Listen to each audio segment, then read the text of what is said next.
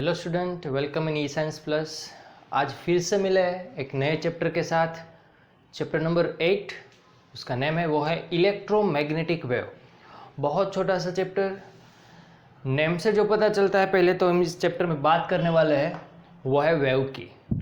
Already 11th में chapter 14 and 15, chapter 14 आपने पढ़ा है ऑसिलेशन। जब पार्टिकल ऑसिलेट करता है और आगे बढ़ता है, कुछ एनर्जी आगे बढ़ती है, तो उस फ्लो ऑफ एनर्जी को हमने बोला था वो था वेव। वहाँ पे हमने मैकेनिकल वेव पढ़े थे 11th में, स्टैंडर्ड 11th में। और मैकेनिकल वेव किसको बोलते थे? जो वाटर में वेव होते हैं वो वेव थे, वो मैकेनिकल वेव थे। Wave on string, that also mechanical wave. उसके बाद अगर आपको शायद याद है तो हमने पढ़ा था वो था इलेक्ट्रोमैग्नेटिक वेव। थोड़ा बहुत इंट्रो किया होगा आपने 11th में। बस इस वेव को हम यहाँ पे पढ़ने वाले हैं। 3 टाइप्स के वेव थे। थर्ड था वो था मैटर वेव। मैटर वेव है हम स्टैंडर्ड 12th में चैप्टर नंबर 11th में पढ़ने वाले हैं। और इलेक्ट्रोमैग्नेटिक वेव हम इस चैप्टर में पढ़ने वाले हैं। और ये वो था चैप्टर नंबर 15 स्टैंडर्ड 11 का। तो 11th का जो वेव था उससे इस वेव को क्यों डिफरेंट, अलग क्यों रखा हुआ है? तो मैकेनिकल वेव में पार्टिकल थे वो ऑसिलेट कर रहे थे। शायद आपको याद होगा, स्ट्रिंग है तो स्ट्रिंग है मैंने ऐसे ही पकड़ी हुई है, जैसे मैं उसको ऑसिलेट कर रहा हूँ, पार्टिकल है वो ऑसिलेट कर रहा है ऐसे ऊपर नीचे ऊपर नीचे। और जो एनर्जी का फ्लो था, जो वेव आगे बढ़ता था, आपको याद होगा शायद, flow of energy, that is wave. तो यहाँ पे पार्टिकल नहीं है। जैसे नेम से पता चलता है यहाँ पे इलेक्ट्रिक फील्ड है, मैग्नेटिक फील्ड है, electric field and magnetic field वो ऑसिलेट कर रहा है।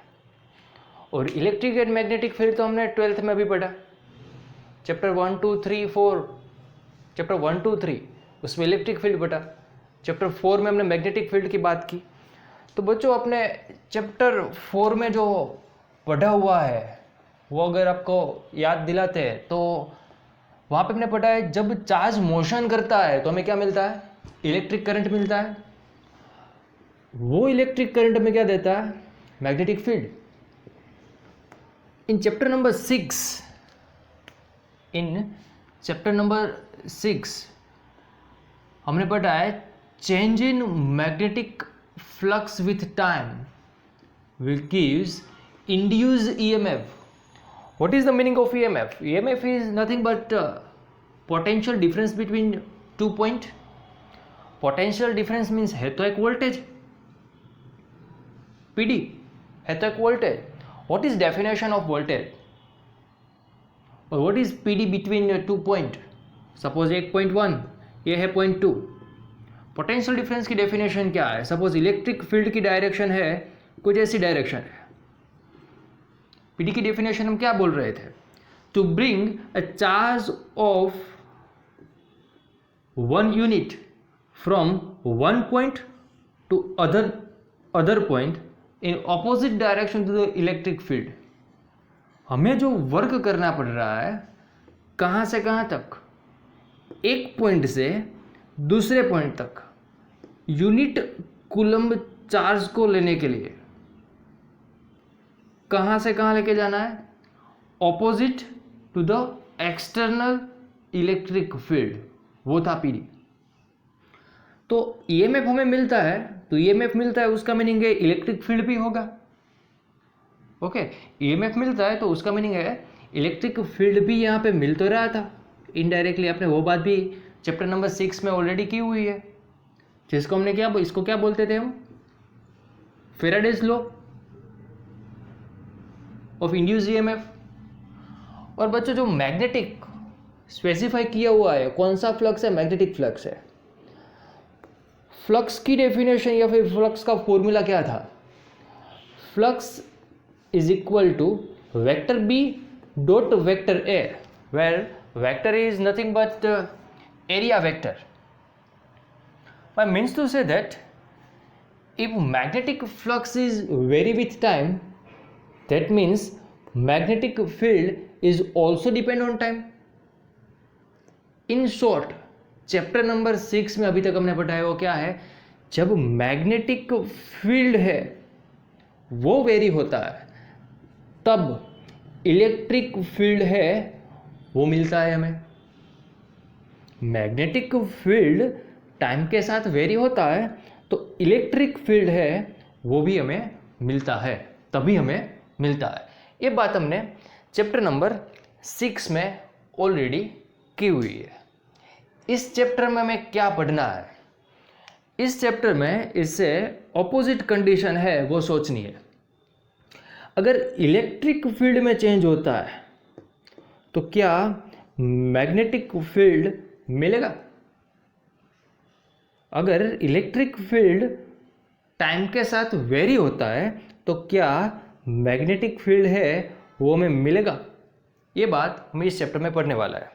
फर्स्ट टाइम ये सोचा वो फिजिसिस्ट है, टोटली थियोरेटिकल फिजिसिस्ट, और उसका नेम है वो है James Maxwell, James Clerk Maxwell.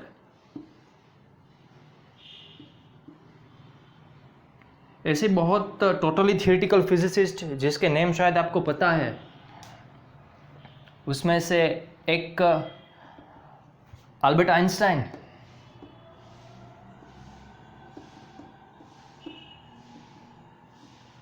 Totally theoretical physicist है।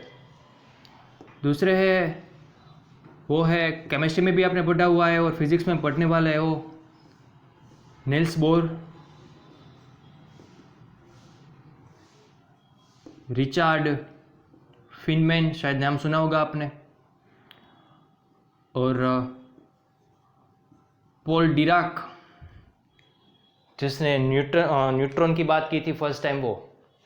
तो ये सब टोटली थियोरेटिकल फिजिसिस्ट है। What is the meaning of theoretical physicist? उसने जितने भी इन्वेंशन किए, जितने भी बात की है वो सिर्फ थियोरी से, कैलकुलेशन से किए, उसका कोई प्रैक्टिकल अभी तक नहीं किया है।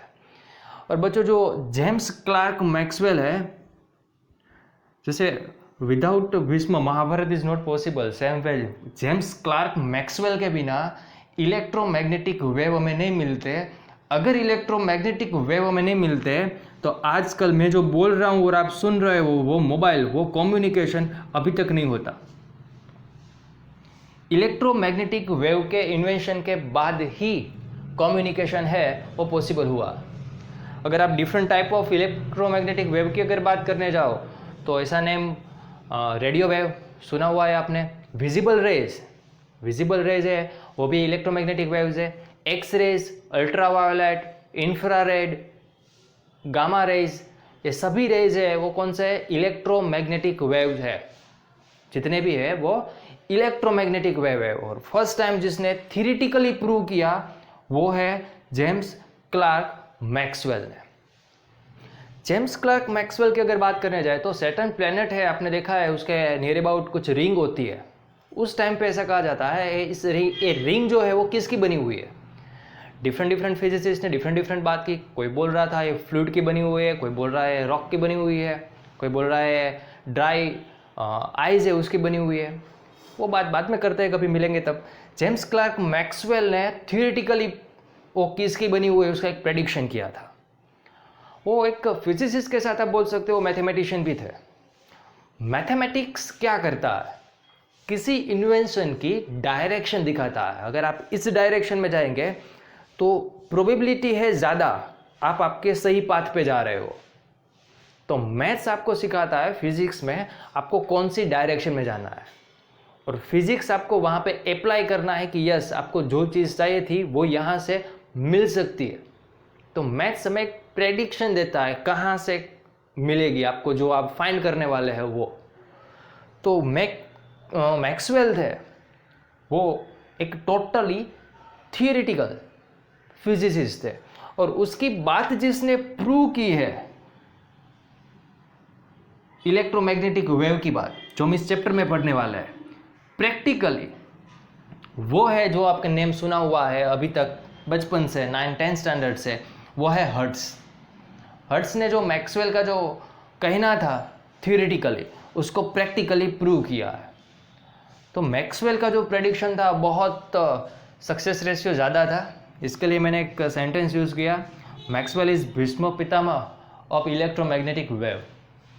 ओके, आगे बढ़ते हैं। जेम्स क्लार्क मैक्सवेल, उसने जो इलेक्ट्रोमैग्नेटिक वेव है उसकी स्पीड है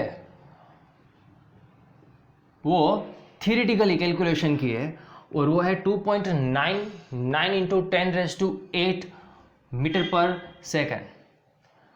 that is nearly equal to the speed of light. Light की स्पीड से बहुत नजदीक है। इसका मीनिंग क्या हुआ? इसका मीनिंग हुआ जो लाइट है वो भी क्या है? एक इलेक्ट्रोमैग्नेटिक वेव ही है। लाइट है वो भी एक इलेक्ट्रोमैग्नेटिक वेव ही है। ओके, तो मैक्सवेल ने जो अभी तक हमने पढ़ा है चैप्टर नंबर 1, 2, 3 ऐसी branch means electricity,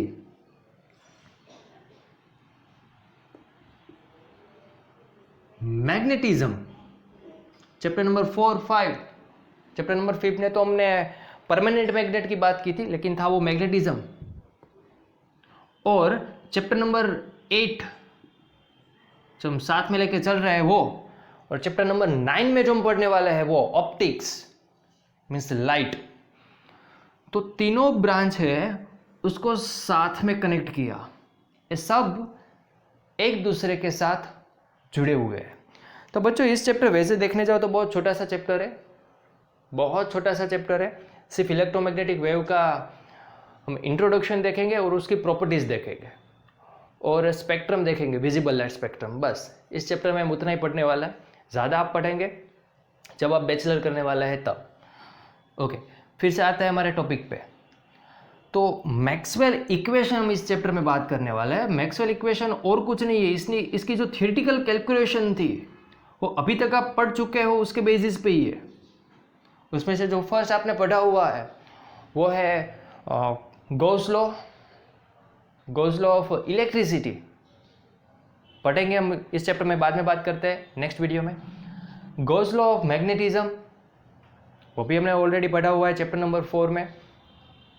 ampere circuital law chapter number 4 में पढ़ा हुआ है, लेकिन एम्पियर सर्किटल लॉ था उसमें मैक्सवेल ने थोड़ा करेक्शन किया है। इस करेक्शन की बात हम नेक्स्ट वीडियो में है वो देखेंगे। और 3 लॉ हुए और जो 4th लॉ हमें पढ़ना है, पहले तो Gauss law of electricity,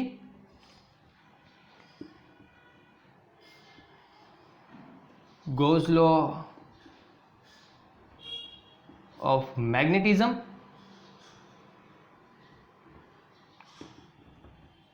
Faraday's law जो चैप्टर नंबर 6 में हमने पढ़ा हुआ है, और